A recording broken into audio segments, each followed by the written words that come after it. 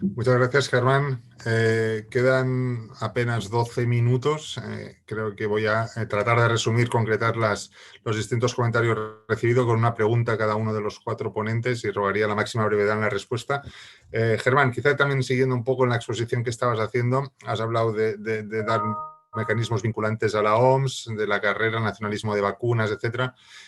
Por tu larga experiencia internacional, ¿es posible y cómo se puede hacer de tener una carrera de nacionalismo de vacunas cuando quien se pone a la cabeza es la primera potencia mundial y los demás actores rápidamente le siguen? ¿Cómo puede detenerse este proceso?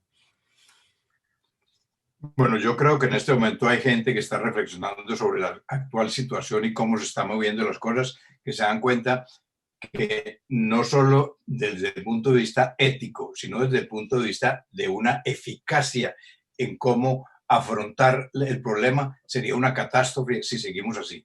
Entonces, a mí me parece que lo que habría que en este momento, en la próxima Consejo Ejecutivo de la OMS, ya se discuta y sea el objeto de la Asamblea Mundial de la Salud del año entrante, mayo próximo, que empiecen a dársele algunos instrumentos vinculantes. Ya tiene la estructura de la OMS, la constitución de la OMS, el artículo 19 dice que la OMS puede negociar tratados o instrumentos vinculantes. Eso es urgente y es, a mi juicio, la única forma. Entonces, habría dos pilares que me parece a mí para la solución progresiva. Esto no lo vamos a solucionar mágicamente de la noche a la mañana, pero primero que todo habría que decir, ya que se están reconociendo, habría que devolver el caso 3, 5 años, lo que el actor público de la organización, hasta que lleguemos por lo menos a que el 51% de los fondos sean fondos públicos que pertenecen a los países y que están bajo la decisión de prioridades de todos los países miembros. Eso sería lo primero. Lo segundo sería empezar a utilizar el artículo 19 y decir lo que se va a decidir, la forma en cómo se va a coordinar la llegada de la vacuna y a quién se van a vacunar y cómo se van a repartir y cómo va a llegar cómo la OMS está diciendo algo muy fácil de aplicar a nivel nacional, pero imposible internacional. La vacuna no va a estar disponible para todo el mundo, para toda la población mundial al mismo tiempo. Eso es evidente, sabemos por lo que hemos discutido toda la tarde.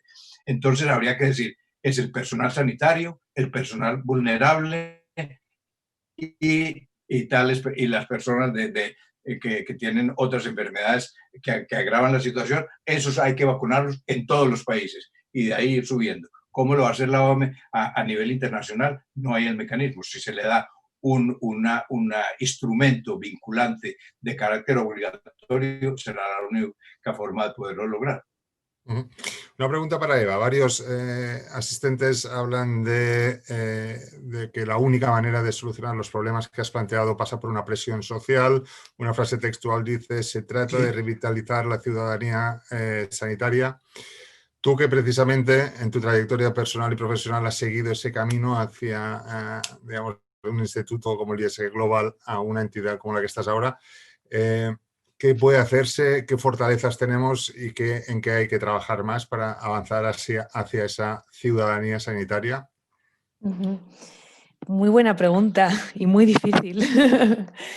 No, bueno, por mi experiencia en lo que llevo en Salud por Derecho y también con la plataforma No es Sano y viendo también otras plataformas como la ILP, yo creo que hay un gran reto en hacernos entender.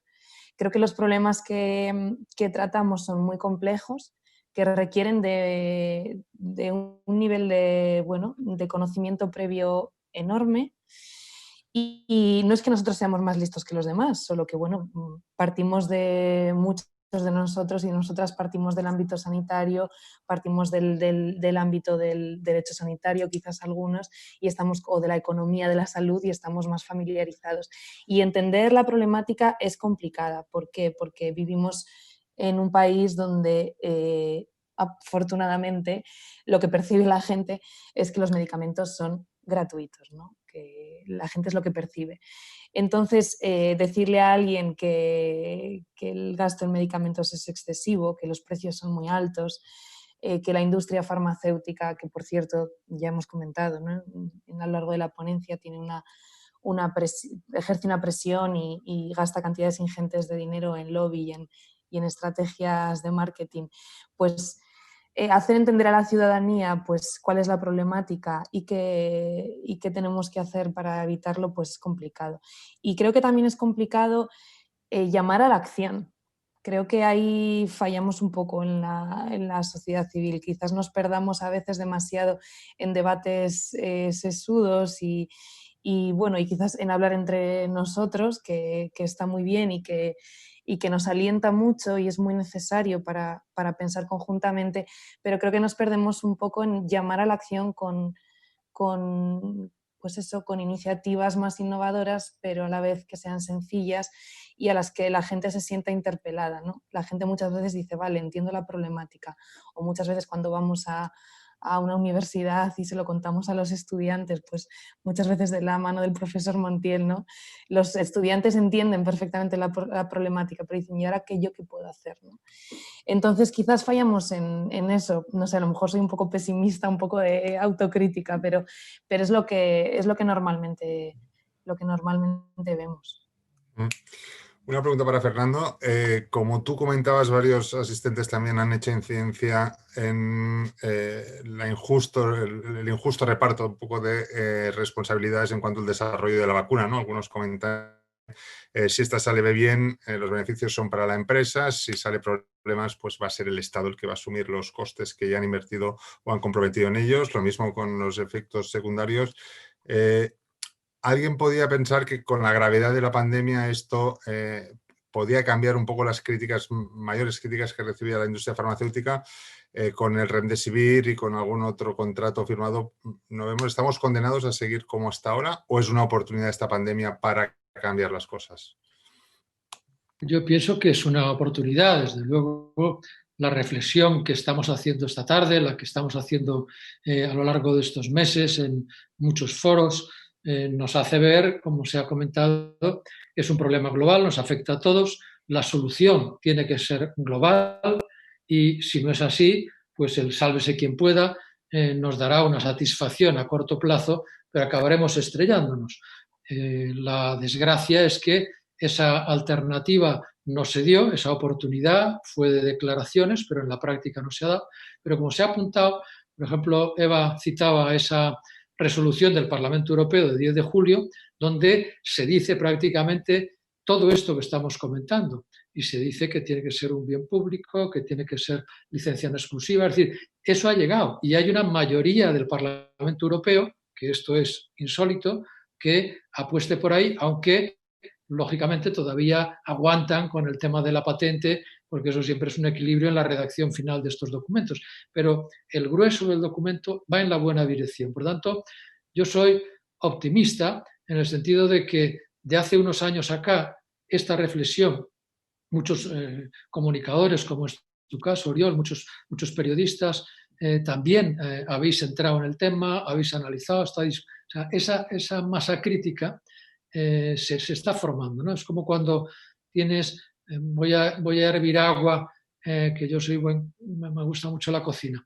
Entonces pones el fuego, el agua no acaba de hervir, y estás ahí 1 minuto, 2 minutos, 5 minutos, no acaba de hervir, pero el fuego está entrando, y de repente rompe a hervir, ¿no? Entonces nosotros hemos de seguir con el fuego porque la masa crítica se está creando, hemos de insistir, y yo creo que ese fuego va a romper. Muy bien, pues antes de devolverle la pelota a Juanjo, la última pregunta al cuarto ponente que me quedaba, Pedro. Pedro, ¿cómo has visto las estrategias de la industria farmacéutica, tú que las conoces bien, a lo largo de las últimas semanas o meses? ¿Te ha sorprendido algo o ha sido más de lo que se esperaba en relación a lo que comentaba Fernando ahora? A mí no me ha sorprendido nada. A mí lo que me ha sorprendido es que ese hervir el agua del que habla Fernando, ¿no?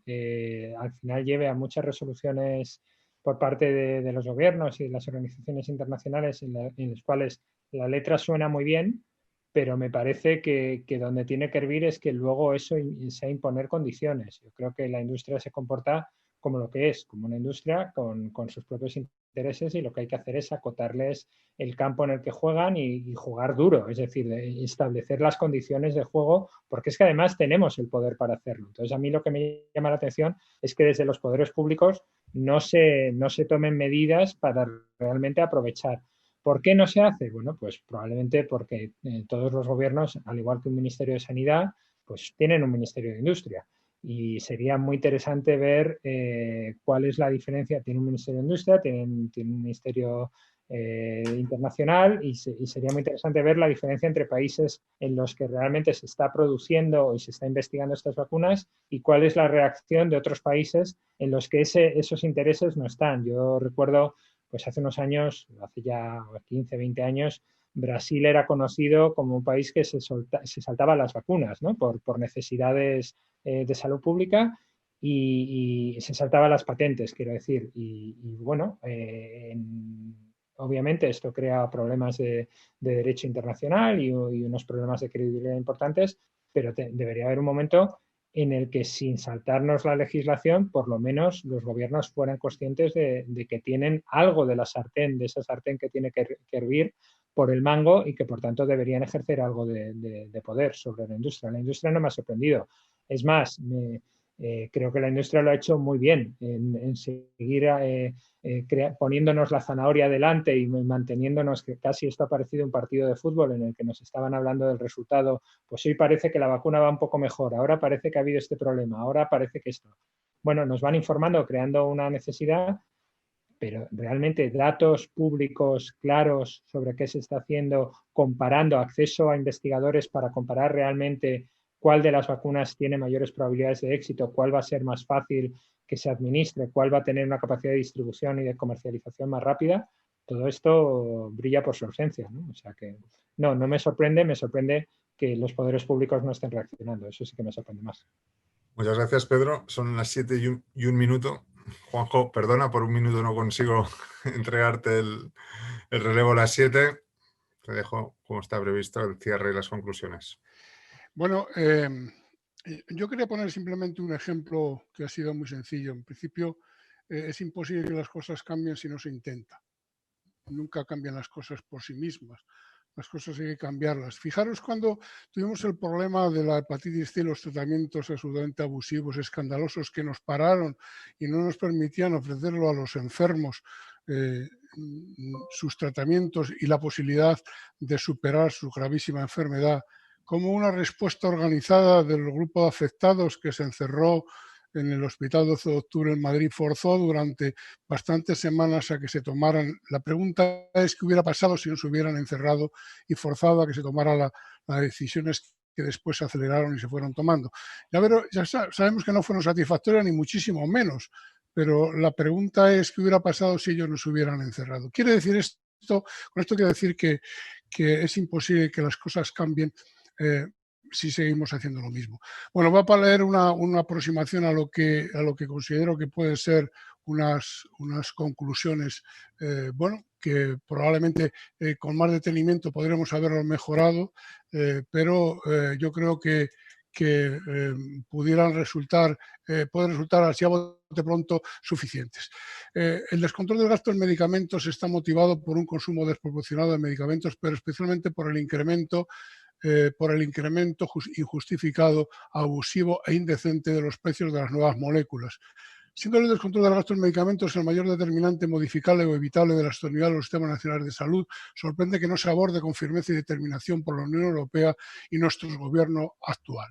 Por el contrario, las políticas farmacéuticas de los gobiernos en la mayor parte de los países a nivel mundial lo que logran realmente es que las grandes corporaciones farmacéuticas y sus altos ejecutivos obtengan ingresos abusivos y escandalosos. El viraje nacionalista de la Unión Europea es una estrategia de vacunas por y para los europeos. Si el apoyo al COVAX queda relegado a un segundo plano, se convertirá en un mecanismo complementario y que se utilizará para financiar vacunas para los pobres. La estrategia de vacunas europea tiene muchísimos aspectos negativos. En principio, que observamos como más significativo lo siguiente: no resuelve el reto de la producción y la accesibilidad. Es seguir haciendo más de lo mismo. son complacientes con las demandas de la industria farmacéutica. Carece de falta total de transparencia, lo que es un altísimo riesgo. La confidencialidad y el hermetismo crean posibles conflictos de intereses en la negociación. Se desconocen detalles relativos a las condiciones de compra, precios, indemnizaciones, con las que al parecer cargan y van a cargar los estados, es decir, todos los contribuyentes. Hay una ausencia de salvaguardas que aseguren el retorno público en condiciones de no exclusividad, precios en base a costes, etc. No se conocen las garantías de accesibilidad o criterios para determinar el orden de prioridades a la hora de aplicar las vacunas. En consecuencia, son muchas e importantes las razones por las que desde la sociedad civil debemos seguir informando a los ciudadanos para exigir y presionar a nivel europeo y, por supuesto, a nuestro nivel nacional. Como elemento positivo destaca la posición del Parlamento Europeo en su reciente resolución. Es necesario cambiar con urgencia el rumbo de las políticas farmacéuticas y seguir a nuestros gobiernos y a la Unión Europea, que revisa la legislación actual en relación a las tremendas prerrogativas de la industria farmacéutica, y advertirles que, de no hacerlo, son corresponsables de las consecuencias sobre la salud ciudadana y la destrucción de los sistemas públicos de salud. Para garantizar una distribución universal de las vacunas para la COVID y otros medicamentos necesarios, es preciso promover la abolición de las patentes. Y, mientras tanto, aplicando la suspensión de los monopolios mediante licencias obligatorias, haciendo transparentes todos los contratos con la industria y las relaciones con las instituciones, con todas las instituciones y con los profesionales, fijando precios según el coste de los medicamentos, estableciendo cláusulas de interés público en todas las subvenciones e investigaciones a la industria y exigiendo un régimen estricto de transparencia y de incompatibilidades a toda persona que tenga influencia en la autorización o fijación de precios al medicamento. Y para terminar, a ver si se me ha ido, hay esperanzas de que la situación cambie, pero la primera condición es estar convencido de que es posible hacerlo y, por supuesto, trabajar por ello. Nosotros, desde la Asociación por un Acceso Justo al Medicamento, lo vamos a seguir intentando. Bueno, muchísimas gracias a todos. Ha sido un placer escucharlos y escuchar a los ponentes. Gracias, Oriol, por tu ayuda y contribución y tu buen hacer. Y bueno, hasta la próxima, porque tenemos próxima. Un fuerte abrazo a todos.